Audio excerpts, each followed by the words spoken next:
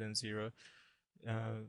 All the address commands and clocks are sent edge aligned, and I would expect that that system would fail quickly. So the clock adjust value needs to be set to half as depicted in here, to or you need to adjust it in a fashion where it's centered on the command and address bus. The clock adjust is a register field location in a memory controller where you can select different delay values. The next item here is write data delay, and write data delay is shifting the address byte lanes to compensate for the TDQSS requirement by JEDEC. So the strobe and the clock are not way off from each other, but maintained within the quarter clock. So when you're setting your clock adjust, just make sure you check it on the scope and make sure that it is center aligned. The value that you have selected would best center align the clock on the address and command signals. Similarly here, you want to check the skew between the clock and strobes, and to modify this skew, you can write data delay, and you can again check this on scope to make sure that the selection is valid.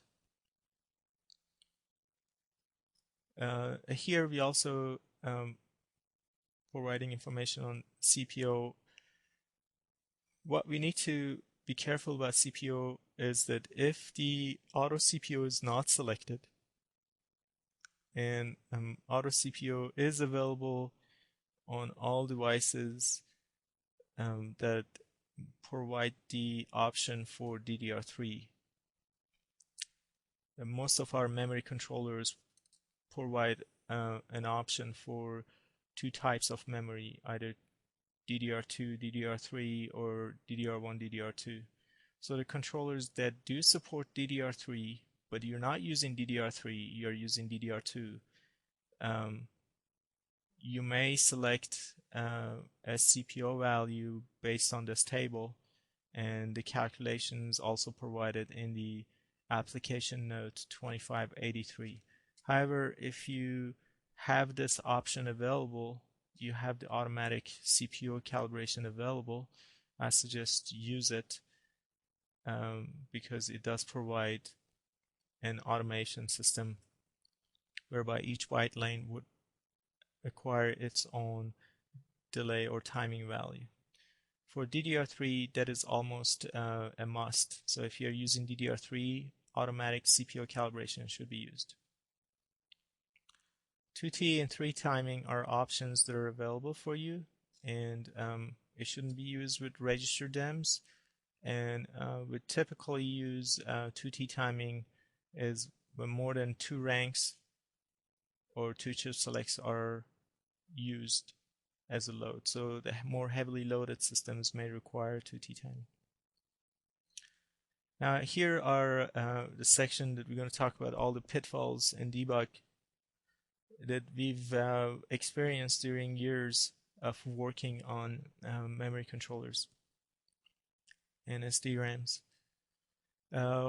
Number one item would be that if there is a power on configuration pin to select a DDR type, make sure that that configuration is correctly set. So if you do not on the board itself, you should provide an option for the configuration of that pin. Next, we're going to talk about the ECC. So if this is one single most important part about DDR subsystems, it doesn't matter if you're using our parts or some other parts, but ECC is very important in debugging any failures that happen in DRAMs, unless So do provide the ECC in your system as a good feature. And as you can see that uh, we have this feature available, and it can detect errors and correct errors, and setting these making sure that you have ECC option available on the layout of the board, so you can select this ECC errors. The other pitfall is that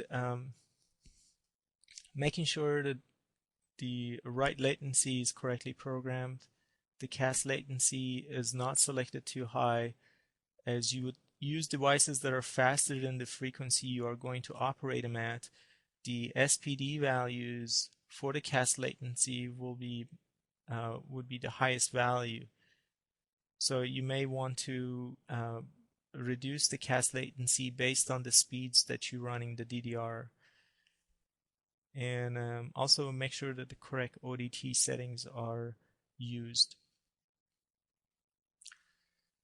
The next one is to pay attention when you're programming the cast latency, burst latency, write recovery, active power down, and additive latency or differential DQS enable. So these are fields in the memory controller in the registers that are used in two sections. They're used in memory registers and also used programmed. The same values are programmed in the mode registers. So make sure that you provide the same values between the two fields when you're programming a single parameter.